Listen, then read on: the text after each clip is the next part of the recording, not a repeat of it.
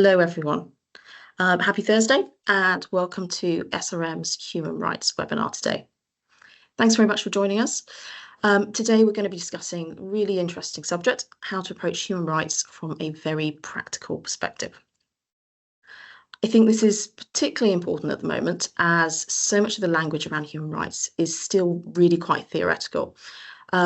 And this is just at a time when businesses are having to make decisions about how they build their human rights programs in reality. Certainly from our perspective as consultants at SRM, human rights is really the number one ESG topic we're talking to with clients at the moment. And I think alongside anti-bribery and corruption, it's probably the biggest issue when discussing supply chains as well. So it's firmly on the corporate agenda. There's a raft of legislation that means the issue simply isn't going away. So it's a really sensible time to be having the discussions about how you build your human rights program. Now, there's many ways that we can think about how we tackle human rights, and there's no one easy solution. So today we're going to run you through some of the different approaches you can take in your respective businesses. So before we get into the webinar, just a couple of bits of housekeeping. Just to let you know, we're recording the session and we'll make it available to everyone who has signed up probably next week. Now, as we go through the webinar, also please feel free to put questions in the chat function, in the Q&A function, sorry, and then we'll pick them up as we go. And then we've left some time at the end where we can go through those questions and answer anything that you're particularly interested in. So, briefly, I'll just quickly introduce the two speakers today. Myself, Natalie Stafford. I'm head of ESG and sustainability at SRM. I work globally, but I do have specialist expertise looking at ESG across Africa and for private equity. Previously, I've worked in compliance, risk management and governance. Also joining us today is my colleague, Belén Satorre. Belén is our head of human rights at SRM. She specialises in the luxury goods and FMCG sectors, as well as tackling the challenges of supply chains. And she has particular experience working on human rights for companies like Sainsbury's, as well as UN and government agencies. So I'm just going to very briefly introduce you to our firm SRM before we go into the meat of the presentation. And that's just helped to place in context what we're going to be speaking to you about today. So very briefly, we are a global ESG, corporate intelligence and cybersecurity consultancy. We're focused on managing risks for clients, but also helping them to navigate regulatory challenges and critically to seize opportunities to create value for their businesses as well. Now here, I've just outlined the location of our main offices at SRM. The reason I'm doing this is because our global footprint and the breadth of languages that we have within SRM is so important for our human rights work and for the human rights work that we do for a lot of our clients. So we're often tasked with looking at particular aspects of supply chains in places as varied as Nigeria, Mexico, India, for example. So we need to be able to use our networks on the ground in those locations and use the language capabilities to make sure we can really get to the bottom of what's going on in all of those locations and right across the supply chains. So moving on to the start of the webinar now. So I'm just going to run you through some of the background here and some of the legislation to be aware of. And then Belén will move on to look at the practical side of how you actually go about building your human rights program. So first off, human rights. What are they and why should businesses care about them? Now, every company is different. You're all going to have slightly different commercial drivers, but I'll just talk through some of them now. And I think it is really important to think about why you're implementing your human rights program. What is pushing you to make the decisions you're making? Because once you've thought about that, that will really help to determine the substance of what that program is going to look like. So first off, reputation. So, companies live and die by this today. It really doesn't take much for an allegation or an infringement to be picked up by print or social media, and it can blow up into a huge commercial and comms challenge. and that's often completely regardless of the facts of the matter. There may not actually even be an issue, but once it hits the news, you've got a problem. It's a really high-risk area. Once you're associated with that corporate human rights abuse, that doesn't go away easily. Regulation and frameworks. So those of you who are tasked with managing human rights risks will know there's been a huge explosion of these in recent years, both domestically and internationally. Now, this isn't going away. The requirements are only going to get more onerous over the coming years, particularly if you look at regulation like the EU's CSDDD. So it does make sense, even if you don't fall in scope of some of this regulation now, you need to be thinking about it, because ultimately you probably will at some point, and you need to be able to test what you're doing before the regulators test it for you. Litigation. Now, we've worked on some litigation pieces for clients around human rights issues, particularly around things like modern slavery. It's a real growth area, and we're certainly seeing a lot of money being raised to pursue more and more of these claims. So when it comes to ESG, greenwashing often is at the forefront of the mind when it comes to litigation, but we're seeing human rights really starting to push as a close second now. So it is important to keep that on the radar before it's too late. Supply chains. These are just getting more and more complex. But at the same time, the expectations on businesses to have transparency and full knowledge of what's going on in these ever more complex supply chains is only getting greater. We've got much stricter rules coming in the next few years, particularly around the CSDDD. But even before those rules first kick in 2027, companies are moving to get their supply chains in order now.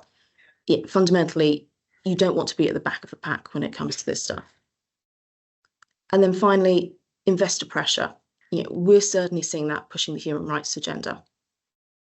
We've worked on listings, which have required businesses to prove that they take human rights seriously.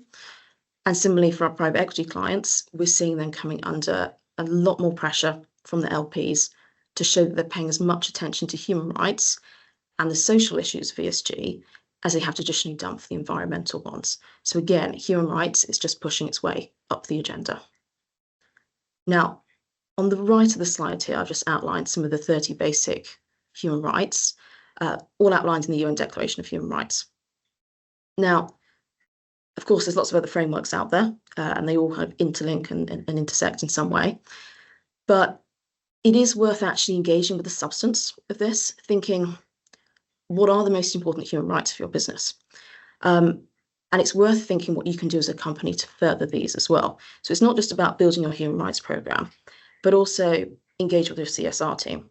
So it's increasingly common for, say, 3 or 4 of the human rights to be picked out by the corporate CSR team and really championed through their work. So things like right to education, right to cultural life, for example.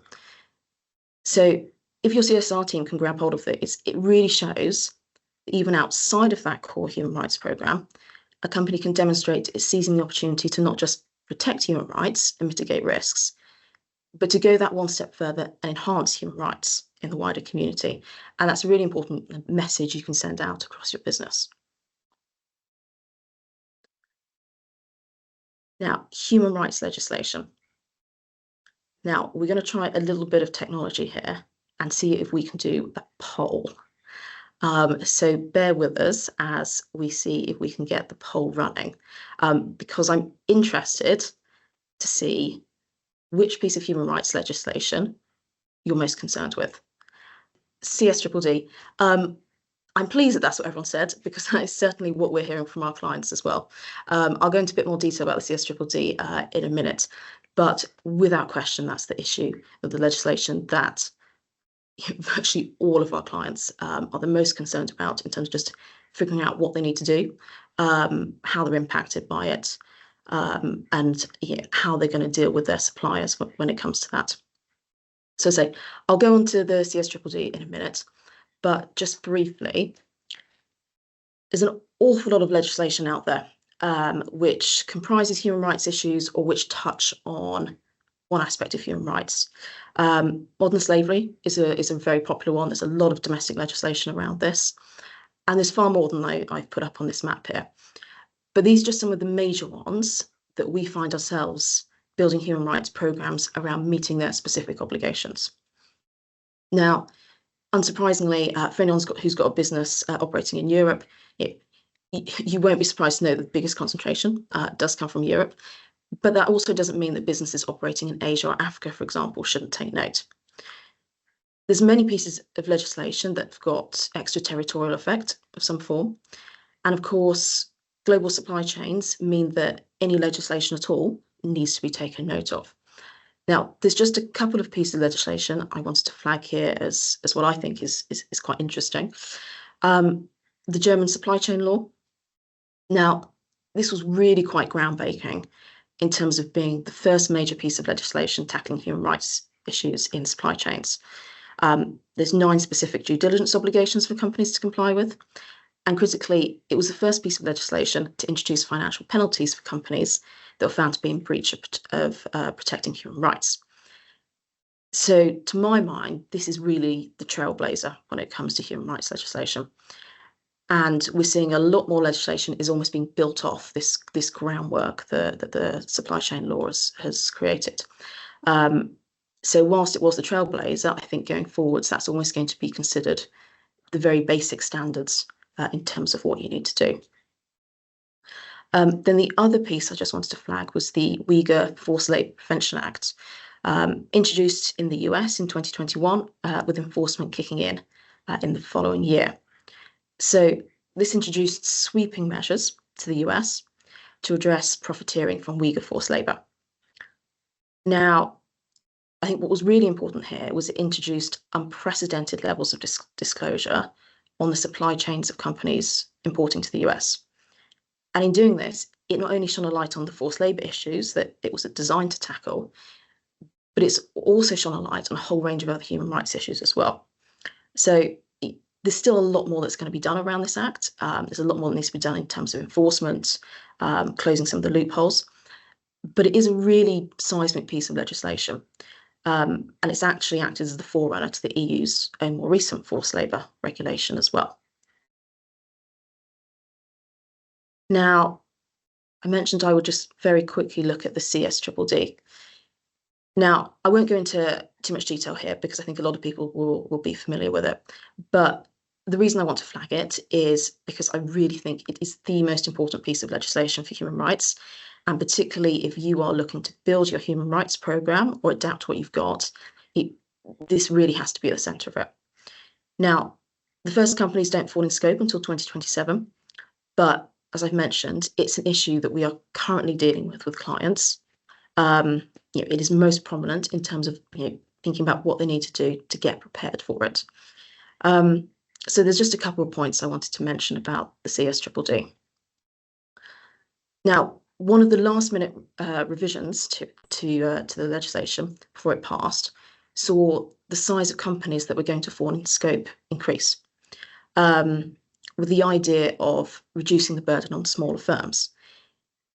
However, in reality, that burden is still going to be there for the smaller firms because they're going to fall within the value chains of those larger businesses that do fall in scope.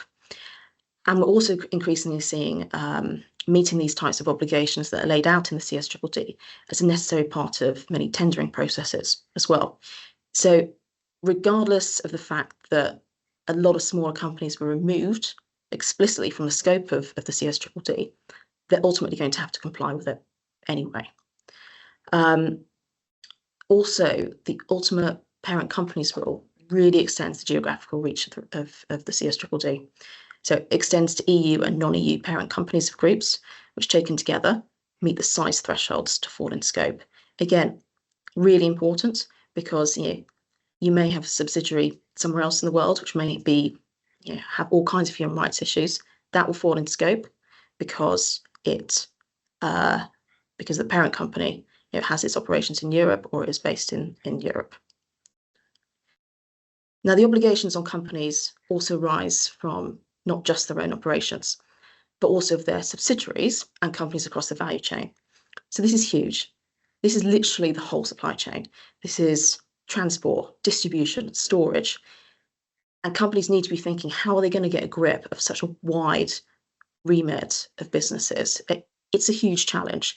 So whilst it may be the case that for the largest companies, they don't technically have to look at this till 2027, you're not going to get your processes in place quickly.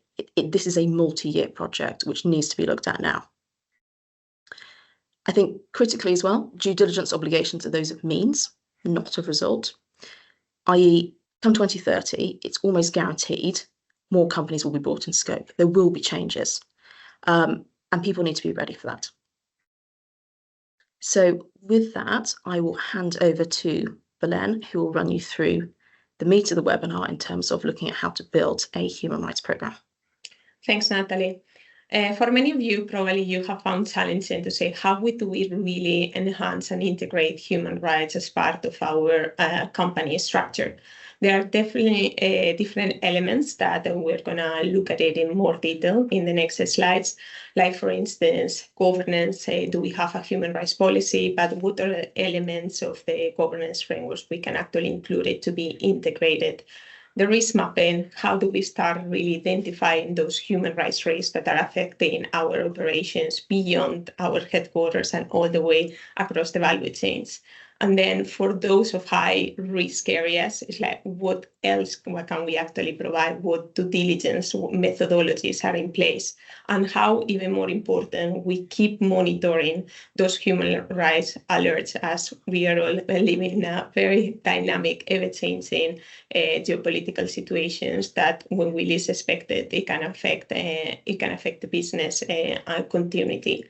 And one of the also elements that many companies struggle is the access to remedy. How do we provide as a company access to remedy for those stakeholders that they might be or have already been affected by our operations? So it is important to point out that a human rights program, they don't need to be in this particular order of elements, and every company will prioritize one over the other. But if you are looking into overall what a human rights program will entail, this should include all of these aspects. So let's start by the governance. That is the skeleton that all companies should actually look at it. And probably many of you have been asking where to start or maybe even how to continue. So human rights governance is the process whereby companies manage their resources and their impact on their operations, guaranteeing the realization of human rights. How do we get from this definition into a proper implementation? The Human Rights Council determined that there's some principles that every company should follow based on transparency, responsibility, accountability, participation, and responsiveness.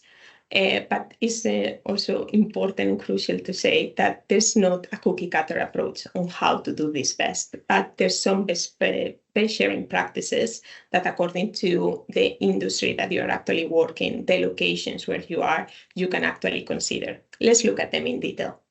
First, it could be if you are starting this journey, you can conduct like a gap analysis saying, for instance, all across of our governance framework, just being from a human rights policy to a code of conduct for your suppliers to the procurement process or the hiring practices. What those elements they actually include a human rights process or in place or human rights elements. Then, for instance, if you are thinking we already have a human rights policy in place, it's already integrated in our code of conduct, in the employee handbook, but we need to comply with CCRD and later on with CCDDD, then one of the main requisites of this legislation is conducting a double materiality assessment, which has an inwards and outwards perspective of looking into what are the risks that the company face internally and opportunities, as well as the impacts of the company across on the environment and on society, and what the financial impact will be if those will be materialized. So that will be another approach to actually start building or strengthen that governance framework. But imagine there's another situation where a business is actually looking to expand into a different market, then probably you will be looking more into a methodology of a horizon scanning, analyzing really the geopolitical risk or upcoming regulations, or for many of your business, if you are already operating in a conflict or post-conflict zone, this is always like a very good exercise to analyze and find out how those risks can evolve, what monitoring process we need to put in place, and how this ultimately is going to affect our business. But it might be, for instance, that you are already working with several suppliers, but they have come to an annotation, for instance, with a whistleblowing line, that maybe one of your suppliers might have like forced labor or any other human rights violation. So then you can actually conduct like discrete human rights inquiries to that particular supplier, either through open source data or really with a human source. Or you can actually use the technology that is already in place to do a third-party risk verification across all your supply chains, finding out where those high priority areas are, and then in a later stage conduct an enhanced due diligence. Or, for instance, you can also understand if you are starting into a new market, or you want to really more understand what your stakeholders or what the impact your operation is having on your different stakeholders. That means from employers to communities to academics, where your business is based. They will recommend like a stakeholder engagement approach that could be through focus groups or from a series of surveys. And also is one of the requirements that both CCRD and CCDDD will require. Or another analysis is we are looking to strengthen already our human rights governance. Then I will recommend to conduct a benchmarking across your industry, particularly what other companies that might be your competitors they are actually looking at that they are doing that we don't. So that's in terms of the governance. Then when we look into human rights across your operations, or how we can start that risk mapping process. As you can see on the right, the risk identification, and this is like a model based on the principles for responsible investment. It can be done in different ways. Depends on the need and the proportion, the need and the urgency that the business requires. It can be either a country level, or for instance, at sector level, or even a company level will potentially require a more enhanced stakeholder engagement approach. But how do we build that human rights risk register? No? Sometimes we think this is not something that we can really measure, and if we can, how do we actually put those indicators and those KPIs in place? The first step I will recommend always to conduct this research of the country, sector, or company, again, depending on the level of need that you require. And then start like engaging with relevant internal and external stakeholders to really find out what those issues are, as well as reviewing like internal policies like your whistleblowing line or other methods, the safeguards that the company might have already integrated. But this is the key of the questions, like how do we prioritize? We have limited resources, limited time, and probably a limited team as well. So there's different methodologies that you can use to prioritize how to approach human rights. This is looking mainly at severity, so number of the type of individuals that might be affected, the scale, the remediality, the likelihood that this incident will actually happen again, the context, if it's actually affected, are you where your business is located, is there any ongoing conflict in place, or sometimes not even about conflict. It's also this year we are facing the year of elections, how a change of elections is actually impact the business, and potentially even labor policies that might directly or indirectly affect the business. And then always something important in any human rights approach is to present the results. Sometimes you can do that internally, either in a human rights or sustainability committee, Or perhaps if you don't have this type of committee in place in the business, normally will go directly through the compliance or regulation or reputation committee, but also make you aware that all the efforts that you're doing internally is reflected externally, either through a human rights or sustainability report in your AGMs, to make sure that you are actually explaining to your customers all the efforts that you are doing internally, so then they can improve the reputation that you have as a company. If we move on to human rights due diligence, or what do we understand by human rights due diligence? This is the process by which business enterprises identify, prevent, and mitigate their potential and actual human rights impacts. It can be used also to support remediations, and there are different ways in which we can look into a due diligence process, and later on we will move more into a human rights impact assessment that has more identified elements. But for instance, if we want to start doing a human rights due diligence piece, there are different ways we can look into that. The first one is a desktop hands-on review.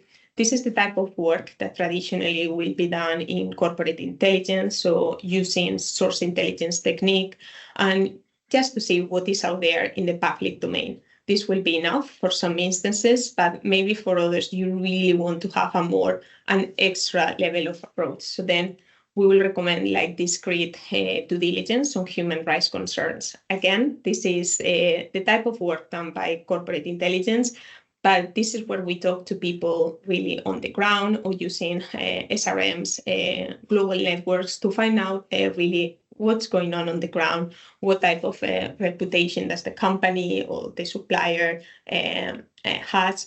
And it can be very useful, or business finding actually very useful, because they get to know what's happening at the company level or at the site level, but they still keep some distance, or they don't have a direct engagement with the company or the supplier that they are actually looking at, or rethink about their business relationship. It's important also to point out that any type of due diligence, they shouldn't be seen as something in isolation. Actually, should be run alongside, for instance, integrity or anti-bribery or anti-corruption due diligence process. But for instance, human rights due diligence sometimes is difficult to translate, or maybe you have been in the situation. How do we actually educate other stakeholders that are not part of our team about human rights due diligence? There are different practices out there, as you can see on the right. You can see in this table, like the right to life, what it actually means and how it can potentially affect your business in different ways. But also what is the best practice that we can integrate or follow conducting human rights due diligence. So it is important to note that they should cover all human rights impacts that the business enterprise may cause or contribute. And again, this is how you can start doing it from the risk mapping exercise as a starting point, or just do a specific enhanced due diligence on a particular supplier or any other actor that you might be interested. Another thing, it will absolutely depend, or will vary in complexity depending on the size of the business enterprise, if you're looking into a parent company or a particular one actor. So the nature of the context and its operations should always keep proportionate about the need of the company.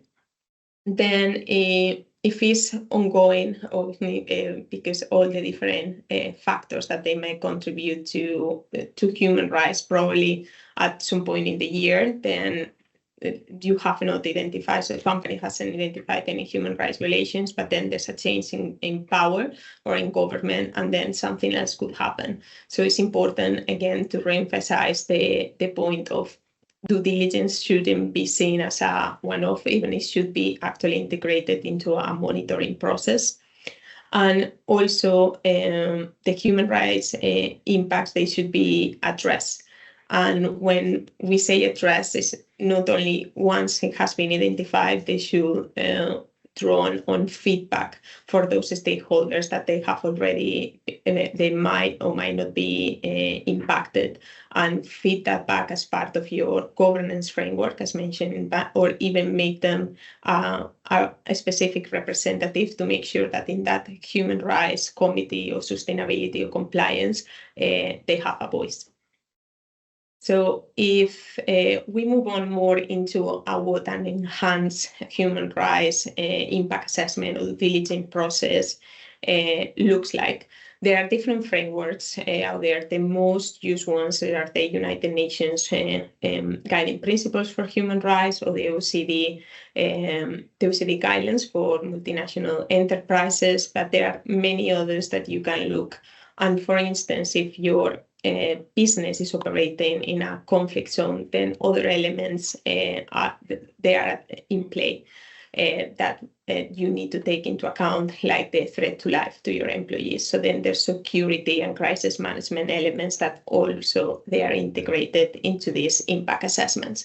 But if we actually have to split them in 5 different phases, there will be the first one that is the planning and scoping. So really identifying what the parent company is, the activities that the business operates, where, in which context, what are the key stakeholders. So this is just maybe doing all the homework pre the data collection phase, where you will actually conduct either a desk research, or normally this is conducted also on the ground through a stakeholder engagement approach internally and externally.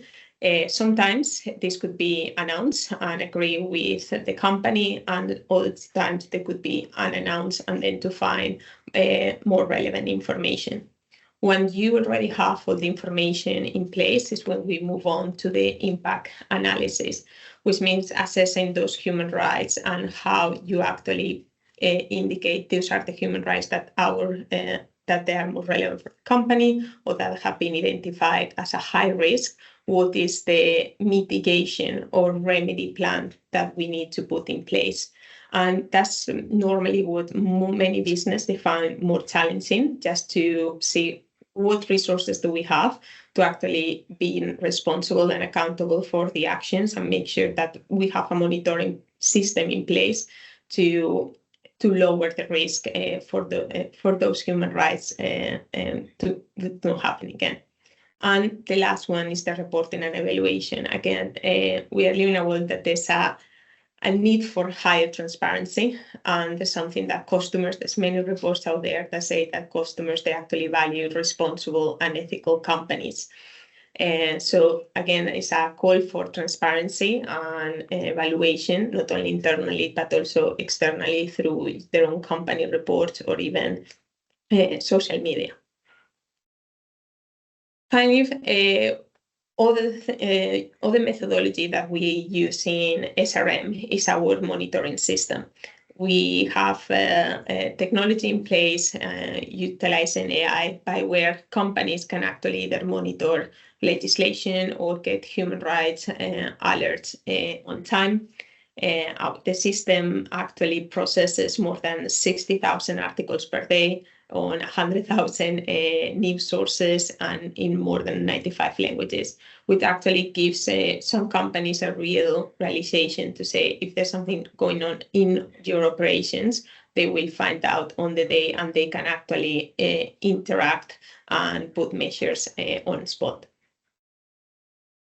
Access to remedy. As I mentioned, probably many of you that have already a human rights process in place, you find it challenging. Don't worry, you are not alone. The right to remedy is a core tenet of the international human rights system, and where business enterprises, after identifying what they have caused or they might contribute to adverse human rights impacts, then they put an action plan to remediate those. There are different ways of how a company can go about it. Normally, those incidents or occurrences, they come, or reports of harm, they come directly through whistleblowing lines or through internal procedures. but different types of human rights violations require different approaches. Either sometimes could be through remediations, others could be through further enhancements and investigations. But throughout this process, if there's something that it has been found criminal, we will always recommend to all companies to report the incident to the local authorities when it's safely and deemed to do so, depending of where and where in the world you are. And throughout this process, it's always important to remember that a business is not alone. There are different organizations like trade unions or charities that can support you to actually strengthen that access to remedy in place, or be the intermediaries between yourself and the stakeholders involved. When it comes to best practices, there's many of them, but some of them you have them here on best practice to access to remedy. The first one is opening up to existing mechanism to non-employees, which are really like whistleblowing lines. Those are the main ones, but I have seen through my experience that many times the whistleblowing lines, they are only refer in internal policies at the headquarters levels, and they don't actually reach warehouses or all across, or suppliers across the supply chains. So sometimes it's measures as simple as putting posters when it comes in factories and making sure those the communication on this means on these channels to reporting the abuse, they are available in all languages, all across the value chains. Then it's also important to point out that there's not only internal processes, they are considering their international framework agreements that company can actually support to conduct their grievances or their access to remedy. And also there are specific methodologies for creating grievances or access to remedy to community complaints. This is particularly relevant, I would say, for oil and gas companies, mining companies, that they are where their operations, they are not affecting just one person, if not sometimes the community. And probably the most important one is operational level grievance mechanisms. So all the internals, they shouldn't be a substitute of legal remedies. And there's legal remedies there to actually address human rights violations. So now I'm going to give back to Natalie just to talk about some of our human rights work at SRM, and then we will move on to questions. Wonderful. Thanks very much. So I'm just going to run you through here a couple of scenarios and the cases that we've worked with clients in recent years when it comes to human rights. Obviously, all completely anonymized, but I do think it's really helpful because it just shows you how some of your colleagues in other businesses may be dealing with the types of problems that you're also dealing with. So the first case here was around human rights exposure for a client in West Africa. So they were invested in a restaurant business whose supply chains were focused around farming and fishing to a lesser extent in West Africa. So here we used a blended approach for a number of different frameworks, including the UN Guiding Principles and the OECD. So again, going back to that blended approach, that there isn't just necessarily one framework that you need to look at. And we use those to conduct a gap analysis on the programme that the restaurant business had in place to manage human rights exposure across what I think were 6 main suppliers in West Africa. It's fair to say that the programme was fairly rudimentary at that point, not particularly surprising for us either. So we ran a risk mapping process for each of these suppliers. We conducted some discrete due diligence around the sites just to get a better understanding. And we also asked each supplier to conduct a number of to complete another number of questionnaires, and to also send us their human rights policies for review. With all of this information, it meant we could then produce an action plan for the restaurant business to mitigate the risks at each of these suppliers. And I think the critical point here was about managing the burden appropriately for those suppliers, because ultimately every single one of them was asked to change their practices in some way, but it had to be done in a way that was appropriate for them, and didn't affect the commercial relationship between the restaurant business and these suppliers. So it's about producing the action plan which is appropriate, with a clear timeline of how that business could support their suppliers in making these changes. Second, it was actually a really interesting case that we worked on, looking at forced labour at an East African resort. And I think this is actually really quite interesting in terms of giving some insight into how any external agency or journalist may end up looking into human rights concerns at one of your businesses. So we did a lot of desktop research here, using some quite sophisticated analytical techniques to find information that was in the public domain, but was either very well hidden, or it was difficult to ascribe it, obviously, to that particular resort. Big focus for us was social media, particularly Facebook and TikTok. And here we were able to find a number of videos of migrant workers sending information back to their families about their working and living conditions. We were also able to speak very discreetly to people previously involved in the resort who could give us some insight on the decision making, and critically the extent to which these conditions were really, they were part of the very fabric of the resort. It wasn't just a one-off. And so the evidence we used, the evidence we gained was used to enact some quite substantive change at that resort in the end. And then finally, there is a case we worked on which was a global human rights risk framework, which we developed for a client who was particularly interested in labour rights. So this was quite a theoretical approach in this case, but it was about building the right system for them to identify a number of issues and build that programme for them that would last into the future. So we looked at different indicators of labour dynamics that they were concerned with and created a methodology to assess these across more than 50 jurisdictions for them. So what this essentially did was it created an automated risk calculator for the client where they could dynamically monitor their risk exposure at any given time. And then using this methodology, they can then tag on additional human rights issues that they may need to look at in future in those jurisdictions. So it was kind of a methodological tool that they could add to or take away from going forwards. And then just moving on to the very last slide before we go into questions.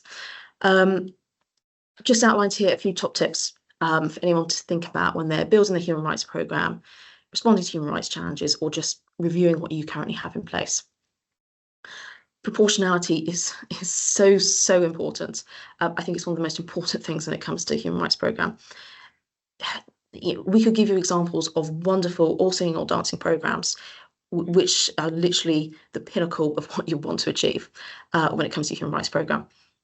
But being realistic, they're only going to work for the largest global corporates. So you need to think about the size of your business, think about your risk exposure, think about your budgets, and make a decision on where you want to go with your programme. And my advice, which it may sound odd as a consultant, but don't go too big straight away. Work out the, think about the start, think about the governance, think about what you want to start with, and you can grow from that. Don't decide you want a massive programme because it's very hard to downsize it afterwards. It's a lot easier to upscale it once you get it right. Geographical context. So important. You need to know what the biggest risks and opportunities are in your locations. It will help to guide your priorities. It will guide the whole design of the programme. For example, we work with a lot of clients with operations or supply chains in the Gulf. Massive issue there is forced labour. So that's always an area that we focus on with them. But then we've also got clients who are very much focused just in Europe or just in the UK. And for them, again, it's not just about discounting risks closer to home because it's perceived to be a geography with fewer human rights issues.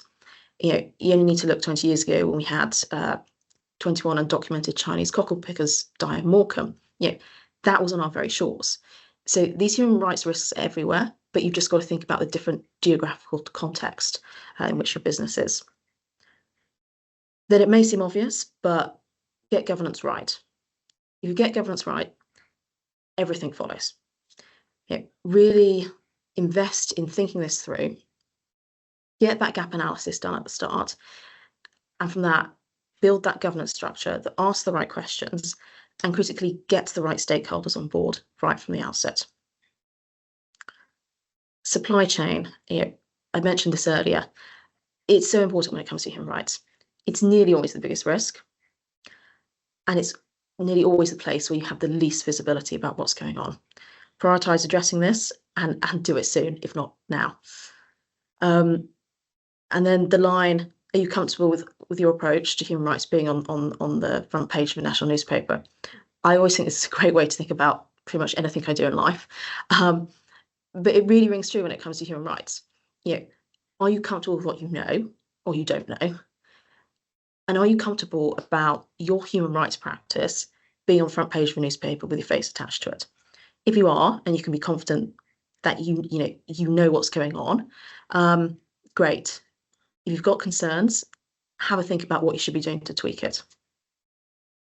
And technology. Technology is your friend, particularly when it comes to the supply chain and automating some of those processes. So questionnaires, for example, can all be automated. Monitoring for human rights risks can all be automated. There's a lot of technical solutions out there, an awful lot of them in the market at the moment. But I think it's important work out which the right ones for you are, because the right ones, they will save you an awful lot of time and money. So it's worth putting the time in just to trial different ones to see what might work for your business. And then finally, you might sound a bit trite, but remember, you're not alone. I think both in the ESG and actually particularly human rights, there's much more of a corporate community than there is in many other business roles. So if you think about a lot of the human rights frameworks or ESG frameworks, more broadly, and the international organisations, a lot of them offer free support and guidance. There's often forums, conferences where best practice is being shared. And I think, it certainly resonates with us as a firm in that when we just pick up the phone and have a chat with a prospective client about human rights issues, it's just a chat. It doesn't have to be a massive project. People are just willing to have that conversation and to share best practice and what they know. So that wraps up our webinar. So I think if we move into questions, I'll see if we've got any. We have a few. We have a few. Excellent. I'm always pleased when that happens. So Paul, in scope in 27 means implemented in 2027, first reporting in 2028, over 2027. Yes. Paul, I presume that's referring to CSDDD. Yes, absolutely. So falls in scope in 2027 in July, I believe. Companies with over 5,000 employees and a net turnover of 1.5 billion euros. So fall in scope in July 2027, reporting in 2028. That is correct, Paul. Next question. If you have a global footprint operationally, but limited budget or resource allocation for CSDDD prep, what would you suggest? How do we approach? Okay, I'll give my answer, and then Belén, if you want to jump in afterwards. Proportionality. As I mentioned earlier,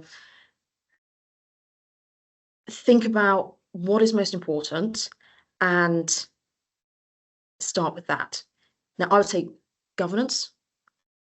If you get that right, everything else will follow.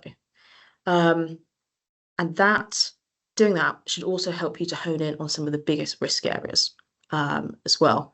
And I think one other thing that we find quite helpful when we're starting work with a client who may have budget concerns or they're not quite sure how far they want to go with their program is we will run pilots. So, when it comes to doing a human rights impact assessment, there's an ideal number of stakeholders you can talk to as part of that. So for one client, we ran a pilot project at just 3 of their global locations. So it was the highest risk locations. So we ran this pilot. We just did remote interviews with 5 of the stakeholders at each of those locations. So it was much cheaper because it was done remotely. It was only talking to 5, so it wasn't a big time commitment. And by just running that pilot, it helped us to kind of finesse the process and work out, actually, is this viable to push out at more sites? Can we get enough from 5 stakeholders? Or how do we adapt that going forwards? And it also gave the client a chance to kind of review that themselves, present that upwards within the chain, and get sign off for more budget to take that forwards once they realise kind of the information that they could gather. Have you got anything to add, Belén? I mean, probably I will just add, if you are working towards CCDD, I will start backwards in sense.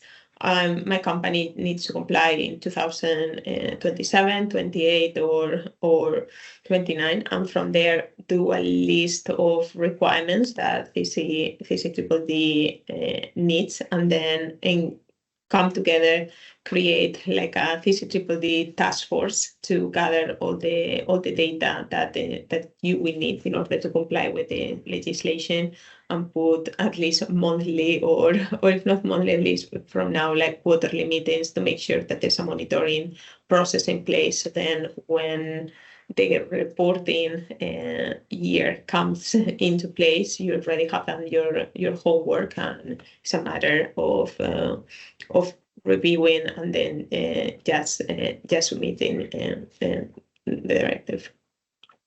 Yeah. Okay. Next question from another anonymous viewer. What is the most common mistake you see people make when building their human rights program? I'll have to be diplomatic now. I would say probably 2 things. One, not doing their gap analysis at the start. I always suggest doing this, even if you've got a really developed program already in place. It's always worth having that fresh pair of eyes and doing that gap analysis, because always when we do that, we find there's actually more work going on when it comes to human rights than maybe realised. You'll often find bits of work being done, maybe by legal, maybe by your head of procurement. There'll be things going on which haven't necessarily been kind of knitted together. And doing that gap analysis it lays things out quite clearly in terms of what you then need to go on to achieve, whilst also thinking about where you want to sit in terms of benchmarking you. Do you want to be middle of the pack? Do you want to be leading the pack? And once you combine all of that, it just gives you that really good starting point to then go away and start designing your program.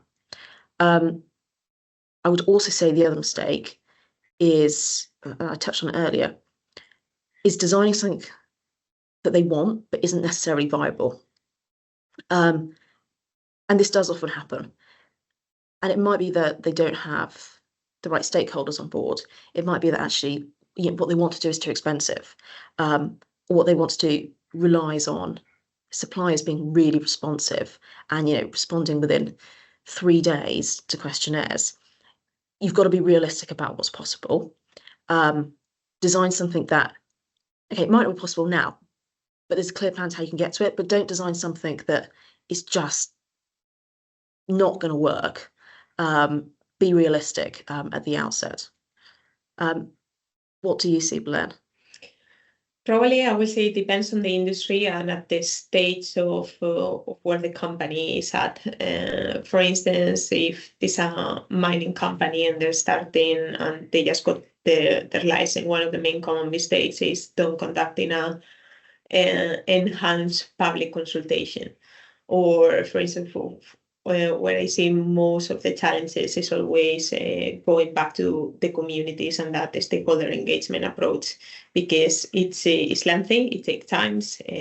Normally, there's a very important level of trust and culture element that you need to get it right and make sure that all the members in the community, they actually understand what the company is proposing and the agreement is in place.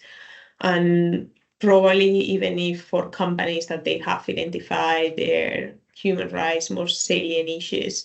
When you are operating in 100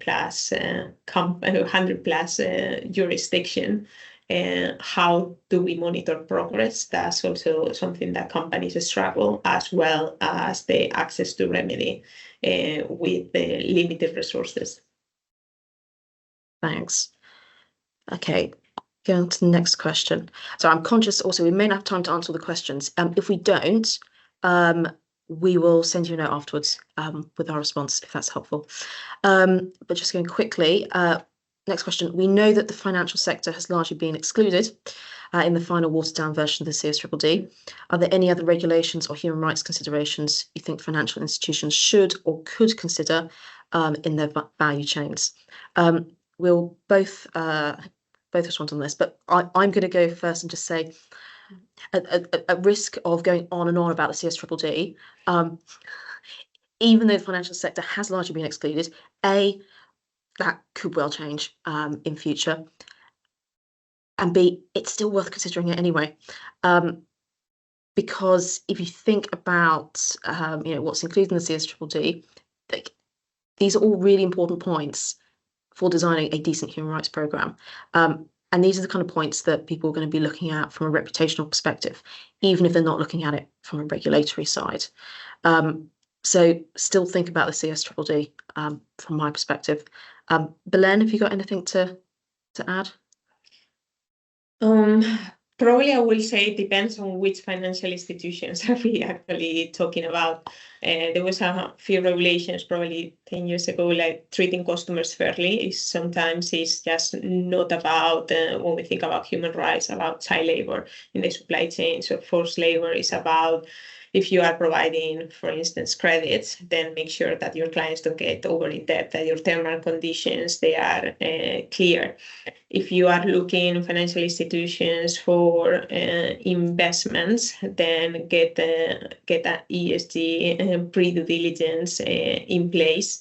Get your integrity due diligence report in place to make sure that whatever investment you are making is in the best terms and it will be an ethical one. So I think it will depend really on what financial institution we are talking about, and if it is more about an acquisition or even creating a new investment product.